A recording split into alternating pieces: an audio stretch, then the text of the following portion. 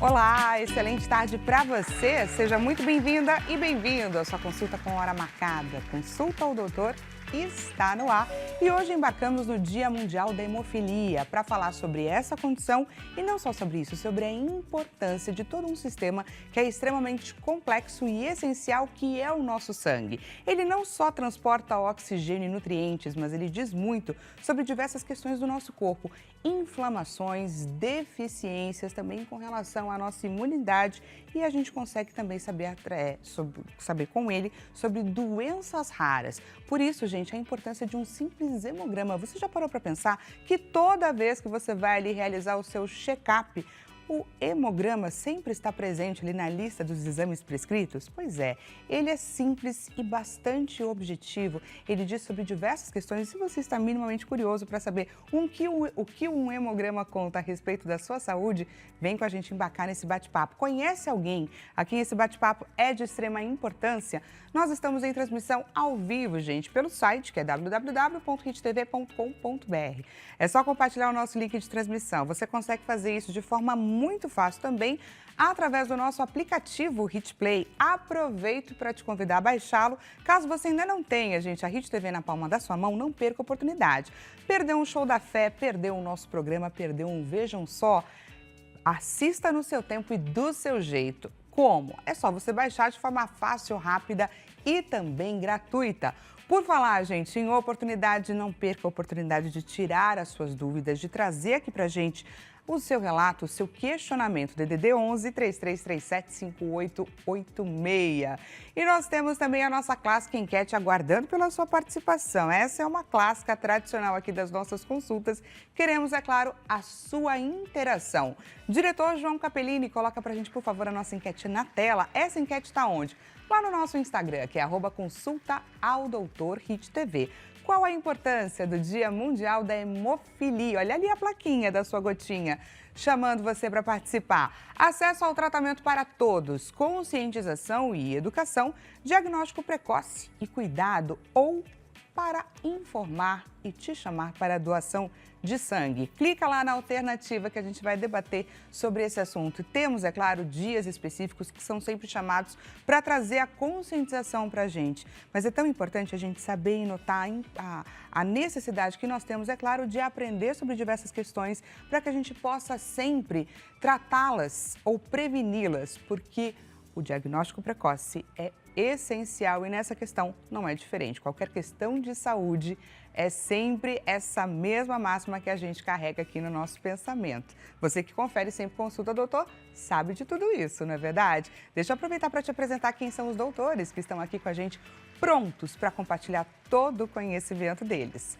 Na tela, começamos então pela Cristiane Maria da Silva Pinto, hematologista pediátrica.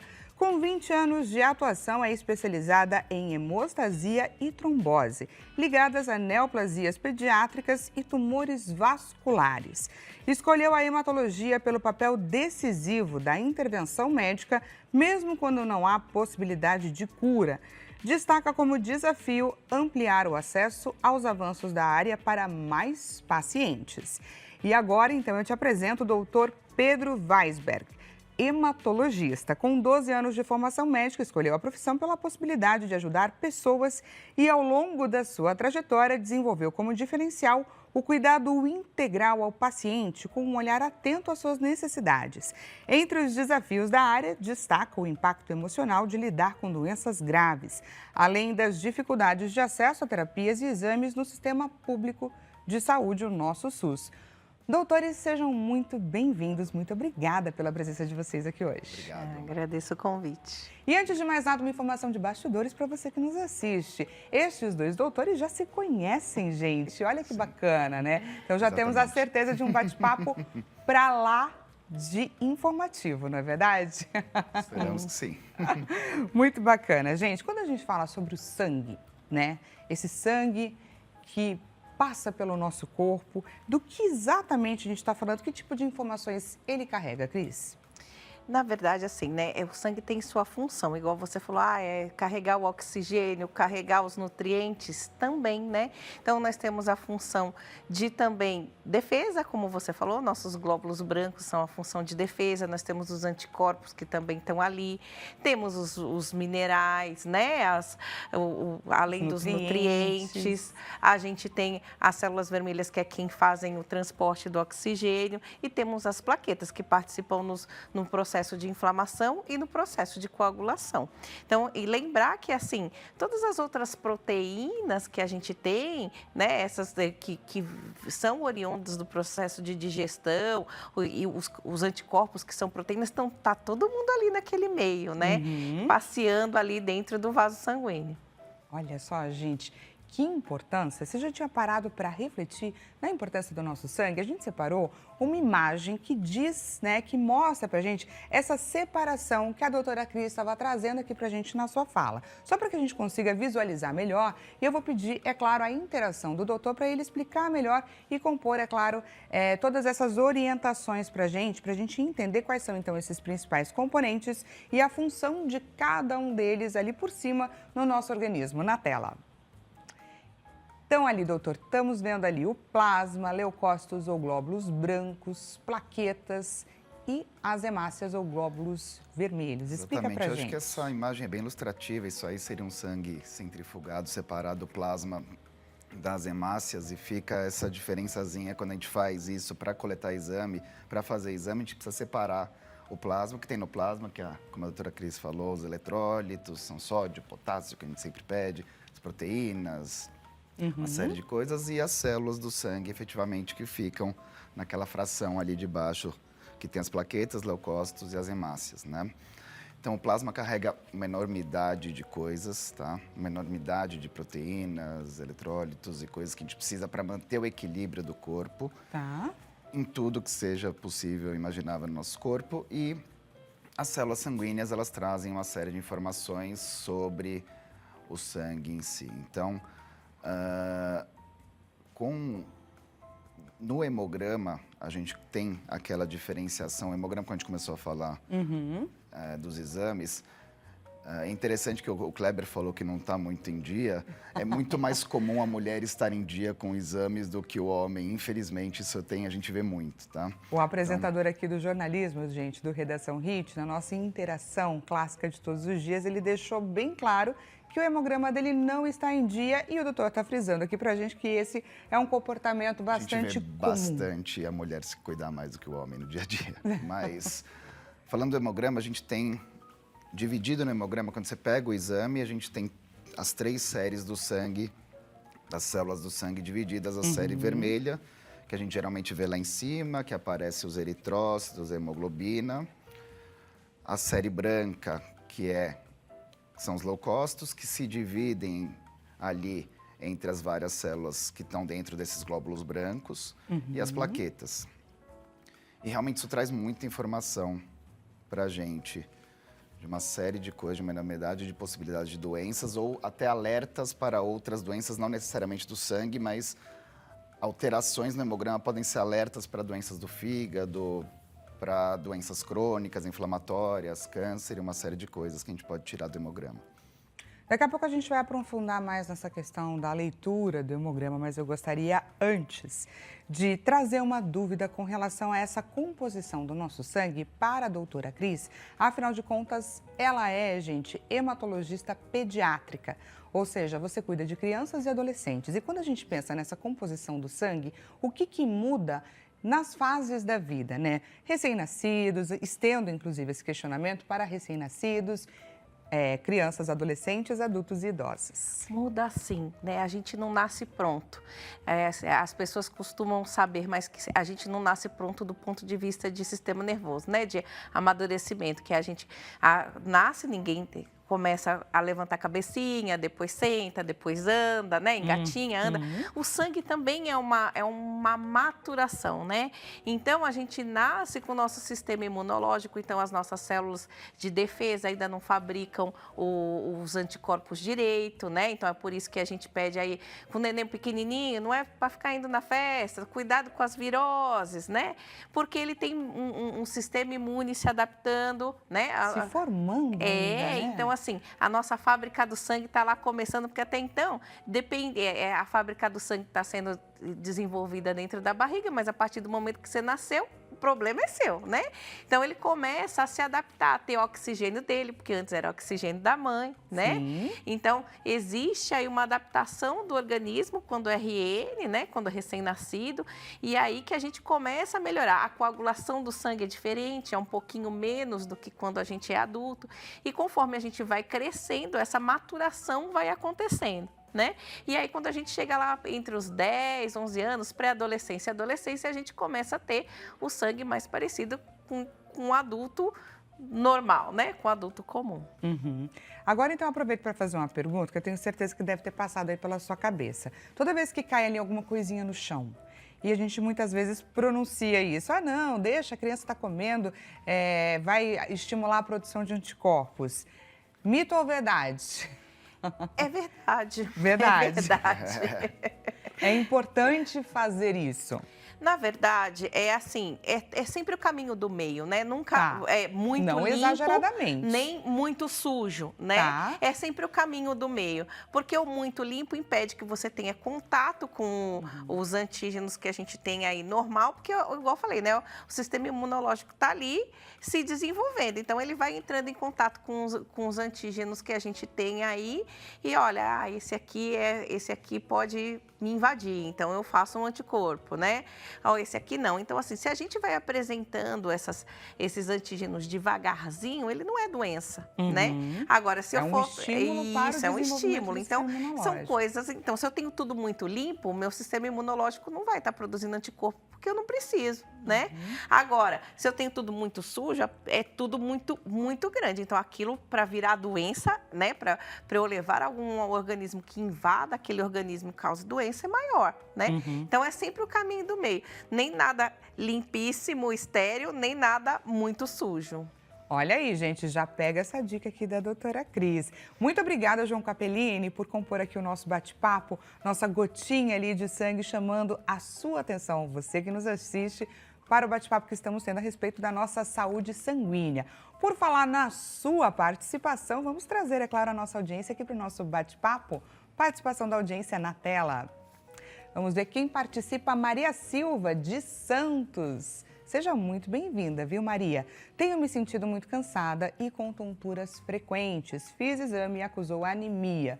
Isso pode ser algo mais grave ou só falta de ferro? Vamos trazer a informação para Maria. Começando, doutor, por você. Então, Maria, primeiro, para começar esse papo, acho que a gente precisa deixar claro que toda anemia merece investigação. Principalmente em adultos mais velhos e idosos. Precisa de investigação. Isso, às vezes, é deixado de lado pelo próprio médico da paciente que vai deixando passar. Então, toda anemia merece investigação. Pode ser falta de ferro ou não. A gente tem as anemias carenciais, que a gente chama, que são falta de ferro, vitamina B12, ácido fólico. Mas tem mais uma série de coisas que podem levar à anemia, inclusive doenças que não têm, a princípio, a ver com o sangue, não tem uma relação direta com o sangue, por exemplo, insuficiência renal, insuficiência hepática, até hipotireoidismo, a falha da produção do hormônio tireoidiano pode levar à anemia. Então, olha que bacana, pode ser uma questão primária ou secundária. Exatamente, pode ser falta de ferro ou não, e isso merece uma investigação. Então, toda anemia merece investigação.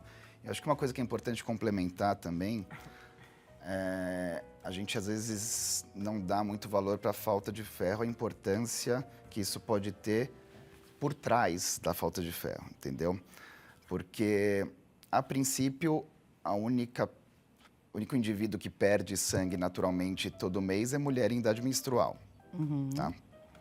Então, mulher em idade menstrual pode ter uma anemia por falta de ferro por causa da menstruação. Isso é muito comum, a gente vê A muito. perda de sangue que acontece Isso. ali mensalmente. Só que tirando isso, não é para perder. Então, você tem duas possibilidades para ter falta de ferro. Ou você não absorve, ou você perde sangue por algum motivo. E toda anemia por falta de ferro tem que ser investigada. Não sendo um paciente acima de 45 anos, sempre tem que fazer uma colonoscopia para ver se não tem algo lá, alguma lesão grave que está perdendo sangue. Então, isso é muito importante. E, às vezes, a gente vê isso ser deixado passar e já perder uma doença inicial ali que precisaria ser A gente pode ter, investigada. por exemplo, pequenos pontos de hemorragia dentro do nosso corpo que a Sim, gente ou não até está mesmo um vendo. câncer. Até mesmo né? um câncer de Perfeito. cólon, câncer intestinal, isso é razoavelmente comum. A primeira coisa que aparece é uma anemia por falta de ferro. E, às vezes, Entendi. a pessoa repõe o ferro e esquece do mais importante. Repor o ferro é razoavelmente tranquilo. A gente dá o ferro, vai melhorar. Seja por via oral ou endovenoso ou na veia, vai melhorar. Agora, o problema é sempre investigar por que isso está acontecendo. E doenças como essa que você está trazendo aqui para o nosso bate-papo são doenças silenciosas. Sim. São. Por isso a importância de um exame como esse que pode vir a apontar a dúvida nos médicos e aí então você parte para essa investigação. Que bacana e que necessário. Quer complementar? Eu acho bem importante, porque às vezes assim, o paciente que vem com falta de ferro, ele acha que é só repor ferro. E às vezes se tem, por exemplo, uma lesão intestinal que está saindo, quanto mais eu ponho ferro, vai continuar saindo. Então, nem sempre a gente consegue corrigir a falta de ferro. E muita gente deixa de fazer a colonoscopia porque não é um exame muito confortável. Eu não Exatamente. quero. Mas olha só, o câncer de intestino é um câncer silencioso, né? A gente tem aí exemplos de várias pessoas famosas que estão aí na mídia, inclusive a Preta Gil, que faleceu recentemente por um câncer de intestino. Então, assim, é importante a investigação. Então fica aí o sinal de alerta, porque o que os médicos estão trazendo aqui é a importância de partir para uma investigação e não só para a reposição. Muito obrigada, viu, pela sua participação. Enriqueceu demais aqui o nosso bate-papo. Estávamos falando sobre o hemograma e aí eu queria trazer aqui uma questão que a gente chegou até a falar um pouquinho antes da nossa consulta aqui começar, que era com relação à quantidade de pacientes que hoje em dia pegam um exame como o hemograma, vão lá para o Google, para a inteligência artificial e tentam ali traçar o seu próprio diagnóstico. Abro para os dois, inclusive, o pedido da minha resposta a esse questionamento, né? Isso tem se tornado cada vez mais frequente. Quais são os riscos de tudo isso? Muito frequente. Eu costumo falar para os meus pacientes que o Google é a cavaleiro do apocalipse, né? Eu falei, sim, porque as pessoas que têm coisas leves não costumam consultar o Google, né? Consultar aí, ou fazer a consulta na internet. Mesmo porque se consultam, já saem um pouquinho preocupados. Sim, e assim, quem que geralmente vai procurar o que está acontecendo, ficar mais preocupado, é quem tem geralmente uma doença que está com mais dificuldade de tratar, tudo. Então, assim, é um algoritmo, né? Então, como a maioria das pessoas procura coisas graves, quando você vai procurar, o que ele te mostra? Coisa grave, né? Exatamente. Então, nem sempre o que o Google te diz é o que você tem, né? E assim, não é só a informação do hemograma que faz um diagnóstico. É uma escuta das queixas do paciente, é um exame físico bem feito, né? Pôr o esteto, pôr a mão, uma palpação, escutar o coração, escutar o pulmão, ver como é que tá corado, né? Tá palidinho. Então, tudo isso faz parte de uma avaliação para saber para onde a gente vai começar a investigar. E o Google não faz nada disso, né? O Google só olha lá aqueles dados e fala assim, ó, você tem isso, né? A possibilidade de você ter isso. Então, assim, é perigoso, né? Mas, assim, antes ele assustar a pessoa e não ter nada do que ele falar que não é nada e a pessoa ter alguma coisa, né? Exatamente, isso daí é um Eu acho que a doutora Cris falou o principal, é muito paciente que chega achando que está com a pior possibilidade possível com aquela alteração de exame. Então tem uma diferença enorme entre alguém que tem uma anemia discreta ali e está saudável, alguém que tem uma anemia discreta e perdeu 20 quilos nos últimos meses, entendeu? Então não adianta só colocar no Google, até agora não faz o nosso trabalho tão bem. Então a gente precisa... O exame é complementar, né? O exame é complementar à clínica do paciente, ao exame do paciente, ao que o paciente traz de história. Então, é importante, mas num contexto. Exatamente. O que o Google pode vir a te ajudar? Sinto tal coisa, qual médico que eu posso procurar? Aí você vai ter uma orientação mais assertiva, porque muitas vezes a gente fica na dúvida. Mas não use jamais para a tradução de exames. Esse caminho aí pode ser, inclusive, perigoso, gente. E agora, com relação ao hemograma, aproveitando, inclusive, a sua especialidade, quando que o hemograma é solicitado? Qual a periodicidade? O que ele diz com relação às nossas crianças? Isso é muito particular. Tem gente que acha assim, que na criança o check-up não é igual no adulto, né? Tá. Então, assim, depende. Nasceu de termo, bonitinho, não teve nada, tá mamando o quê? Fórmula, tá mamando peito, como é que tá sendo o crescimento e desenvolvimento, como é que tá? Então, assim, existe hora, né, e indicação para a gente colher exame de criança. Por exemplo, a consulta no pediatra todo mês para eu ver o crescimento e desenvolvimento é muito importante. Tem gente que chega com um ano e fala, agora eu quero o check-up. Tem criança que não precisa do check-up, mas tem criança que precisa e que precisa antes, né? Então, começou lá, a mãe começou a trabalhar, começou a dar fórmula para o nenê, teve fezes com sangue. Opa, precisa de um hemograma. Mas o nenê que estava lá, fez a transição, passou do peito para a fórmula, a mãe começou a trabalhar, deu a comida, deu tudo certo, eu preciso do exame agora? Não, está ganhando peso bem, está crescendo bem, marco de desenvolvimento bom, não teve infecção mais do que o esperado, se teve, tomou antibiótico, respondeu, está tudo certo? Precisa do hemograma? Não. Né? Então, o que é mais importante é o hemograma, o que é mais importante é o acompanhamento daquela criança, se ela está alcançando o que a gente espera para ela naquela faixa etária. Então, muitas vezes é importante, só o hemograma pode não me trazer algumas outras coisas do desenvolvimento. Então, o momento certo é aquele que a criança precisa e observar o primeiro ano de vida. Na verdade, hoje a pediatria coloca mais os 2 primeiros anos, né? Que é para a parte da maturidade do cognitivo, do desenvolvimento neurológico, tudo que a gente chama aí dos 2.000 dias, né? Que começa dentro da barriga e vai até os primeiros 2 anos. É muito importante, às vezes mais do que eu ter um hemograma no primeiro ano de vida, eu saber se aquilo que está acontecendo com o meu filho naquele primeiro ano é o adequado e é o esperado. Olha lá, gente, olha a importância desse nosso bate-papo. Já com relação aos adultos, a gente tem a sensação completamente oposta, não é? O hemograma é um dos exames mais prescritos e sempre vai fazer parte é um exame muito barato que traz muita informação, né? Que a gente está vivendo uma era de se pedir muitos exames para os pacientes. O hemograma é um exame muito barato, que pode trazer informações que estão escondidas. Então, é um exame importante nessa avaliação do paciente. E daí a gente também pode pedir, quando o paciente chega, como a telespectadora falou, com uma queixa de tontura, cansaço, vai ser um exame importante, porque a anemia pode dar esse tipo de coisa. Manchas roxas, sangramentos, a gente precisa olhar a plaqueta, óbvio, isso guiado, como a doutora Cris falou, guiado, mas no adulto eu acho que adulto e idoso tem muito mais doença que criança, isso é normal, então a gente pede mais exame em adulto e idoso, isso faz mais sentido.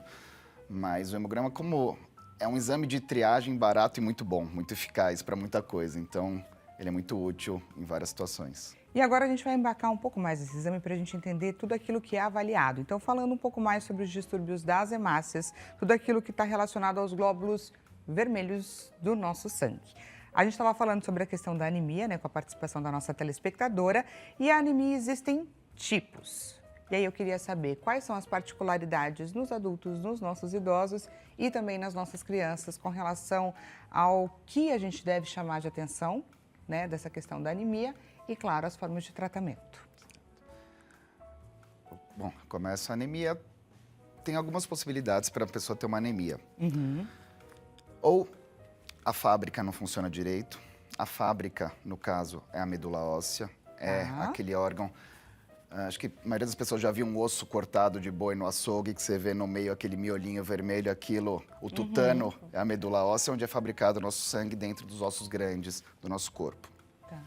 Então, pode ser um problema da fábrica, com algum defeito, muito mais comum em idoso do que em criança e jovem.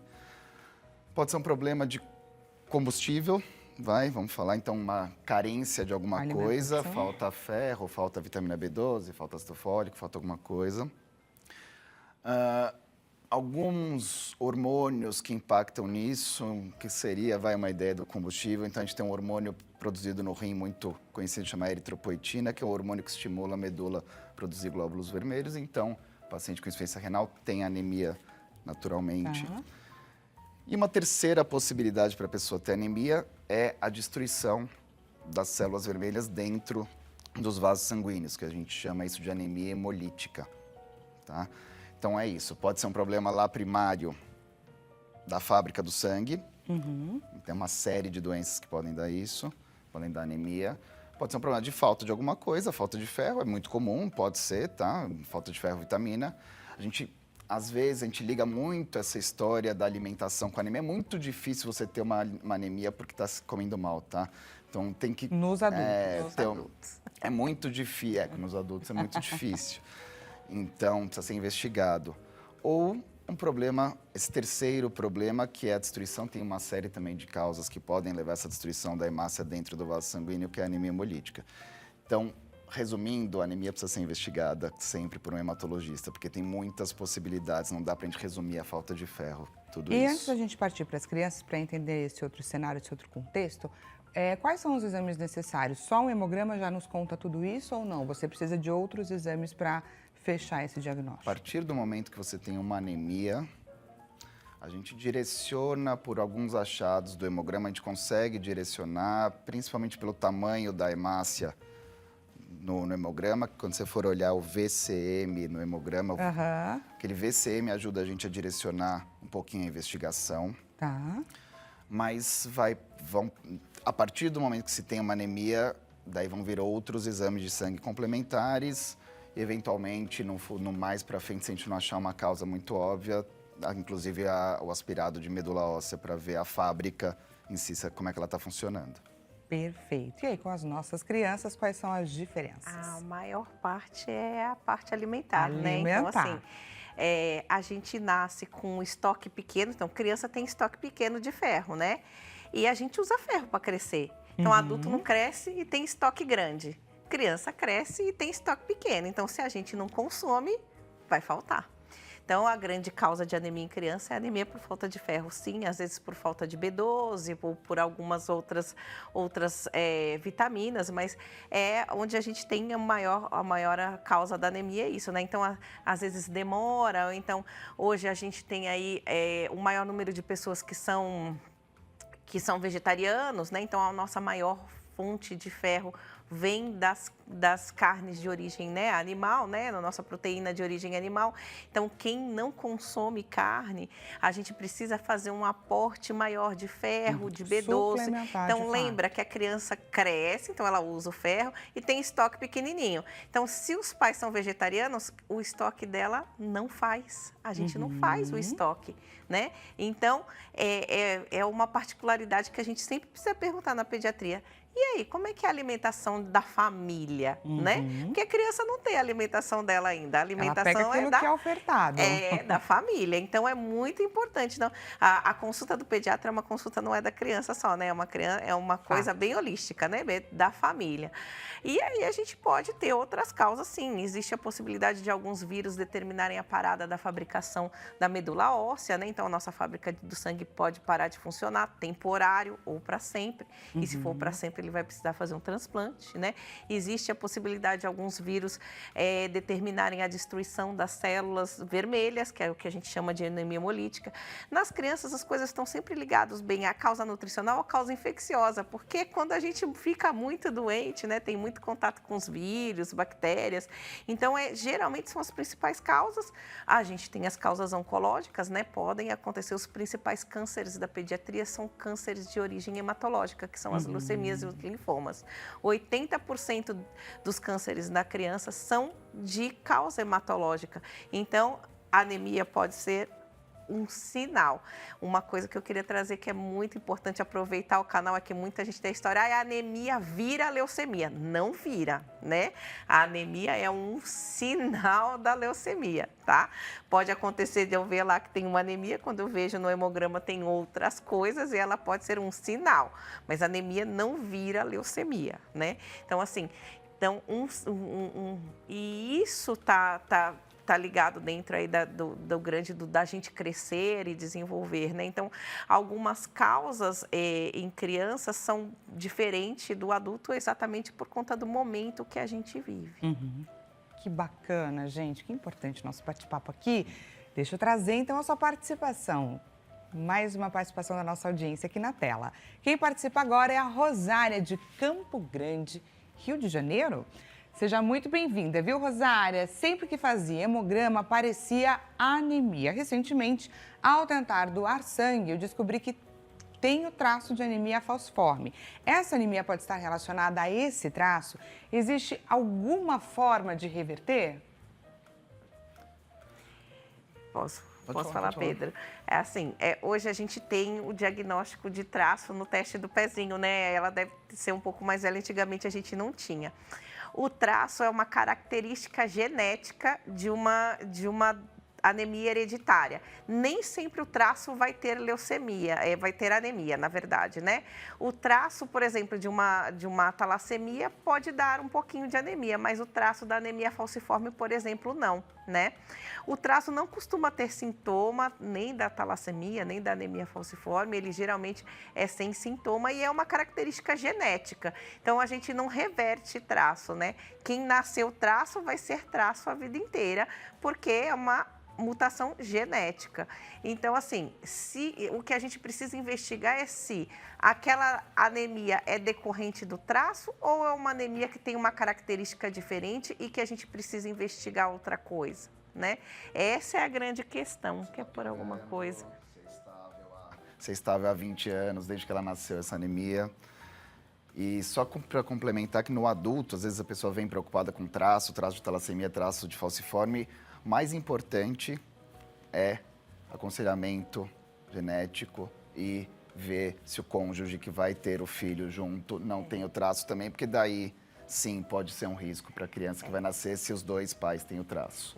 Eu sempre informo, traço que casa com traço tem 25% de chance em cada gestação de ter um filho com a anemia hereditária, né? Então, se eu tenho traço falciforme, o meu marido tem traço falciforme, em cada gestação a gente tem 25% de ter um filho com anemia falciforme. O mesmo acontece com as outras anemias hereditárias. E para quem está curtindo Consulta Doutora, a gente vai para um rápido intervalo e eu já estou te esperando.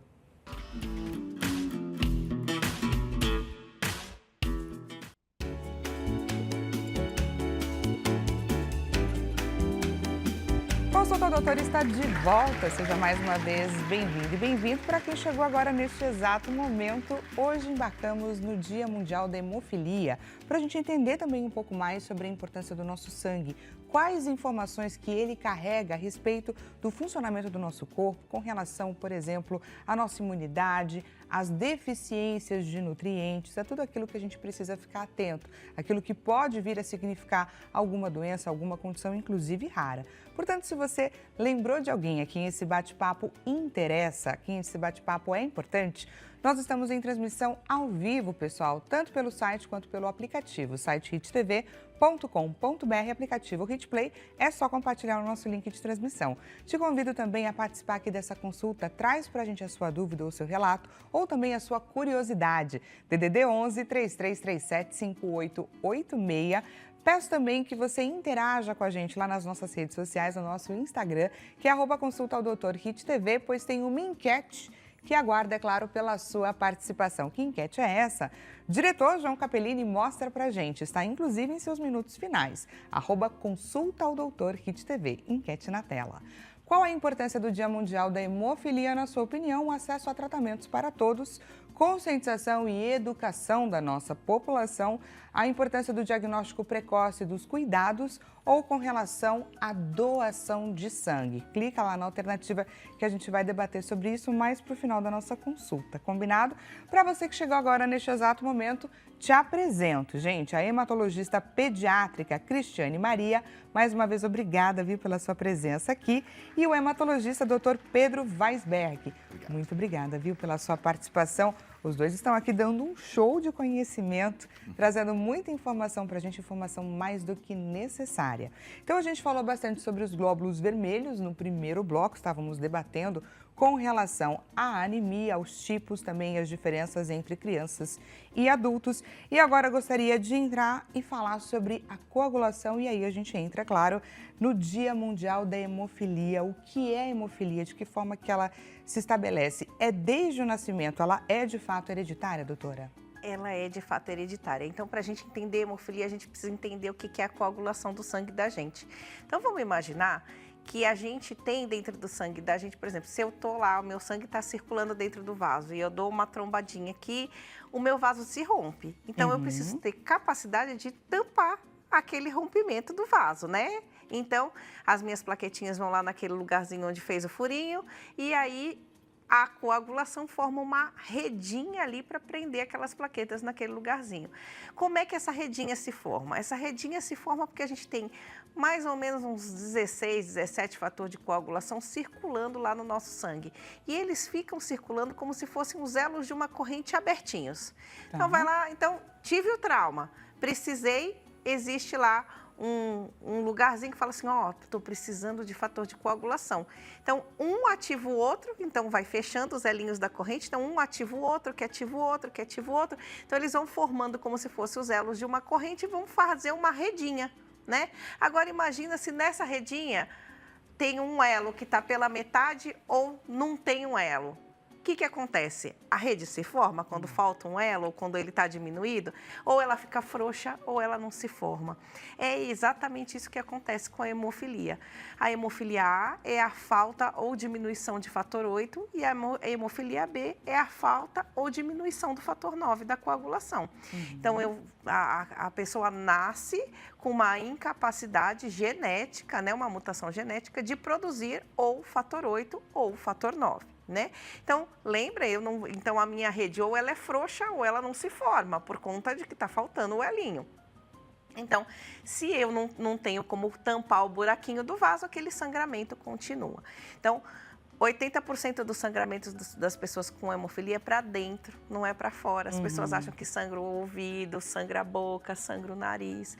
E, na verdade, é ao contrário, sangra dentro de músculo e dentro de articulação. Pode acontecer de sangrar para o lado de fora, ai, caiu, machucou, caiu um dente, começou a sangrar, não parou? Pode, mas normalmente o sangramento é dentro, que a gente não vê, né? Então, o músculo fica inchado, dolorido, a articulação muito inchada, dói, às vezes a criança não consegue mexer, chora com frequência, né? Então, e isso nasce com. A gente acaba tendo 70% das vezes, tem na família a história, um tio hemofílico, um avô hemofílico, né? É ligado ao X, então, geralmente, a maior parte dos acometidos é menino, né? Do sexo masculino. Mas a gente tem 30% dos casos que são novas mutações, então não vai ter nenhuma história de doença de gente que sangra na família, mas aquele menino nasce com uma alteração. Então, eu vou colher um exame de sangue, faz um hematoma grande, começou a engatinhar, pode ficar com o joelhinho mais inchado, dolorido, ou aparecer roxinho, onde a gente geralmente não espera. Por exemplo, esses são os sintomas que mais chamam a atenção. Mais chamam a atenção. Então, às vezes, assim, em criança pequenininha, lá com seus 4, 5 meses, tem mania de segurar pelo tórax, né? Segura pelo tórax, faz gracinha, né? E aí, às vezes, aparece lá um roxinho onde você segurou e que normalmente nas crianças não acontece, né? É o que eu chamo de, o roxinho fora do normal. Por exemplo, menininho depois de 2 anos em diante, não para, né? Só falta subir pelas paredes. Então, do quadril para baixo ter roxinho é comum? É. Mas do quadril para cima é comum ter tanto roxinho assim, né? Então, assim, quando aparece o roxo fora do esperado. Perfeito. E por onde caminha o diagnóstico? Então, o diagnóstico não vem pelo hemograma, né? Diferente do que a gente estava falando, quem tem hemofilia tem um hemograma normal, porque as plaquetas são normais. Lembra que o que falta na gente é um fator de coagulação? Sim. E a redinha não é medida pelo hemograma, a redinha é medida pelo coagulograma. É um TP e TTPA que chama o exame, né? É um coagulograma. E se o coagulograma vier muito alterado, e é um menino, a gente vai dosar o fator 8 e o fator 9 da coagulação no sangue para saber se ele está diminuído.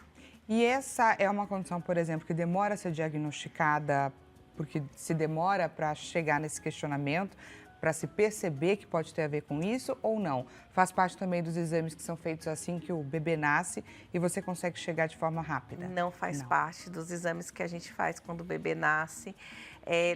Hoje não é uma situação fácil de diagnosticar, muitos lugares não dosam fator, acabam vindo para setor de referência, porque é um exame que não é barato, né? É um exame mais caro, então fica concentrado nos locais de referência. Quanto mais grave a doença, mais cedo aparece o sintoma. Então, aquele menino que nasce com menos de 1% de fator, quer dizer, vamos supor que o normal é acima de 45%. Se ele nasce com menos de 1%, ele vai ter sangramento muito cedo.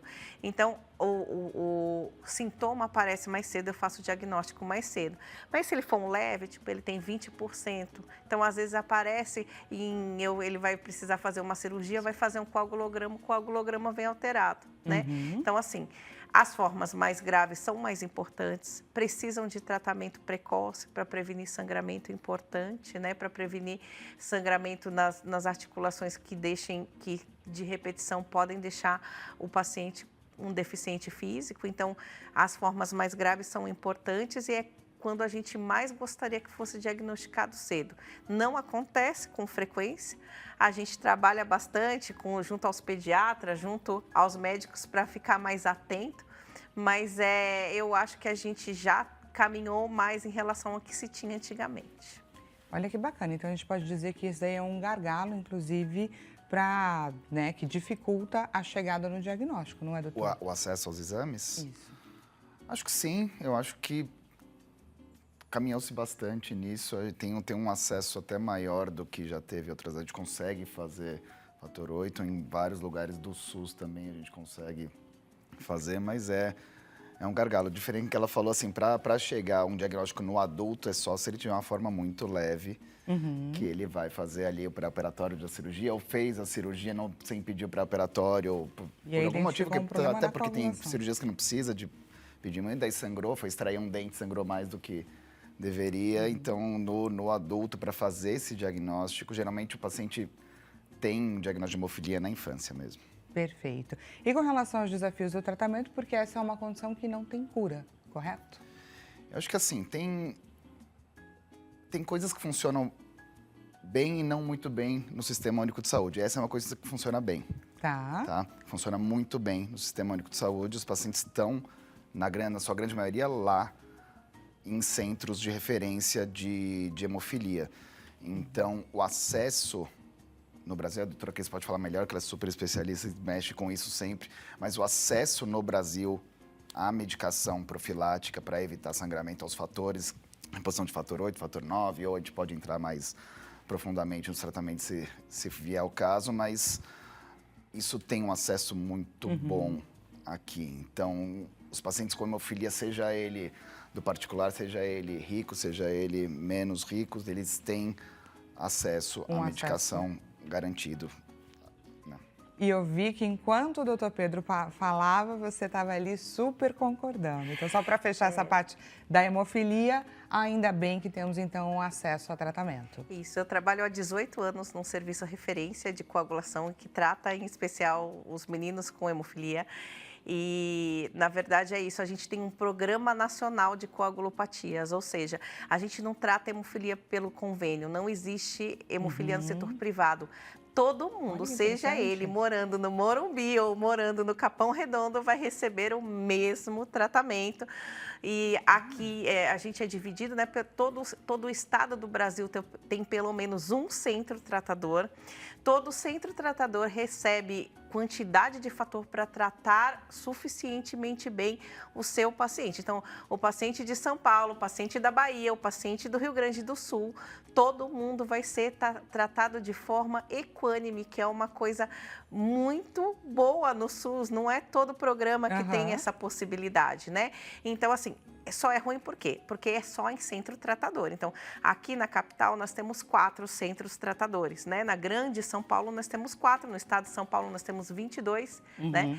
A gente tem estados que tem um só, mas isso é uma questão de política local. O que a gente sabe é que todo estado tem pelo menos um centro tratador e esse centro tratador faz diagnóstico, fornece medicação, treina o recebimento da medicação, né, e mantém aí a possibilidade do paciente evitar sangramentos e ter qualidade de vida. Que maravilhoso saber disso, gente. Dá conta da demanda. Dá conta. Eu acho que assim, a gente tem a atenção a esse paciente requer uma equipe multidisciplinar, não é só o médico. Eu preciso de farmacêutico, porque ele repõe concentrado de fator, que não é uma medicação que eu tenho na farmácia, nem nos hospitais habituais, só tem no serviço de referência. Então, eu treino o paciente, eu treino a família, eu preciso de uma farmacêutica, eu preciso de uma enfermeira boa. A maior parte dos fatores de coagulação é endovenoso, então eu tenho uma enfermeira que treina a mãe a fazer o fator na veia do filho, ou o paciente fazer fator nele mesmo, né? Eu tenho fisioterapeuta para reabilitar quando você tem sangramento dentro do músculo ou da articulação, né? Serviço social, então é um programa que me enche de orgulho, né? Porque fazer parte disso, porque dá uma atenção muito abrangente para um paciente que muitas vezes demora para chegar ou que vem com algumas dores, né, até chegar ali e que ali vai receber uma atenção completa, né? Que bacana e parabéns pelo trabalho que você faz, extremamente necessário. Vamos de mais participação da nossa audiência na tela. Quem participa agora, Rosa Faleiros, de Franca, São Paulo. Rosa, seja muito bem-vinda. Gostaria de saber o que fazer quando a ferritina está muito alta. Doutor Pedro, vamos ajudar a Rosa. A gente precisa do Pedro. Ferritina alta é muito comum, gente, assim. Primeiro, a gente precisa só esclarecer, a ferritina não é o ferro diretamente. A ferritina pode refletir indiretamente os estoques de ferro. A ferritina não é ferro. Ela transporta? A ferritina transporta e armazena, ajuda a armazenar o ferro. Tá. Quando a ferritina está baixa, a gente pode inferir que isso é falta de ferro. Então, isso representa bem. O problema é que a ferritina é alta, pode ser um monte de coisa, inclusive nada, tá? A ferritina, ela é uma proteína que ela sobe em qualquer tipo de inflamação do nosso corpo. E ela é meio promíscua, ela sobe com tudo. Tá. Então, qualquer coisinha impacta nessa dosagem da ferritina. Tem até estudo de caso, de série de caso, que lá 20 e poucos por cento a gente nem descobre o que é. Então, a ferritina é aquilo que a gente estava falando no começo do programa. Se você botar no Google, você vai achar a palavra câncer, tá? Então, não é, tá? Ferritina não é para levantar, ela precisa ser investigada, sim, principalmente quando é uma sobrecarga de ferro verdadeira, uma doença que chama hemocromatose hereditária. Tá? Porque essa doença pode levar a longo prazo a problemas graves de saúde por causa do acúmulo de ferro no fígado e no coração. Então, a gente tem exames, tem jeitos de ver se a ferritina é excesso de ferro ou não é. Tem outros exames que precisam ser feitos. Exatamente. Tem a pesquisa da mutação dos genes da hemocromatose, tem exames que complementam para ver se é uma sobrecarga de ferro mesmo ou não. Dá para avaliar por ressonância a quantidade de ferro no fígado, uma série de coisas que a gente precisa fazer. O paciente que tem sobrecarga de ferro verdadeira, ou seja, hemocromatose hereditária, esse paciente precisa fazer sangrias para baixar esse ferro, para ele não acumular no fígado, que isso a longo prazo pode dar cirrose, tá? Mas assim, se você fizer sangria em quem tem a ferritina por qualquer inflamação, a causa mais comum que a gente vê é gordura no fígado, estatose hepática, de longe. Se você fizer sangria em quem não tem o ferro alto, você vai conseguir fazer uma anemia por falta de ferro nele. É isso que você vai fazer. Então, tem indicação. Eu vejo um monte de paciente chegando, o doutor mandou fazer sangria, mas não é para fazer. Para fazer se for ferro alto de verdade. Então, a ferritina elevada pode representar algum problema de saúde escondido? Pode, mas isso precisa ser avaliado com calma. Olha que bacana, Rosa. Pode, mas também pode não ser nada. Por isso a importância de você bater na porta de um hematologista, certo? Exatamente. Que pode ajudar a fechar esse seu diagnóstico. Muito obrigada pela sua participação. E eu tenho certeza que você também deve ter ajudado outras pessoas que já devem ter chegado nesse mesmo resultado da ferritina alta. Obrigada mesmo. E agora vamos juntos, então, conferir o resultado da nossa enquete. Resultado na tela. Qual a importância, então, do Dia Mundial da Hemofilia? Do nosso bate-papo hoje, estamos ali com um empate, 33 e 33, com relação à importância da conscientização e educação e a importância da doação de sangue. Gostaria, claro, da avaliação de vocês com relação ao resultado da nossa enquete. Doutora Cris. Olha, tudo é bom, né? A enquete tudo é bom, mas assim, eu acho que o principal é a gente saber o que é para poder levar para o diagnóstico, porque quanto mais cedo o diagnóstico, mais eu consigo tratamento.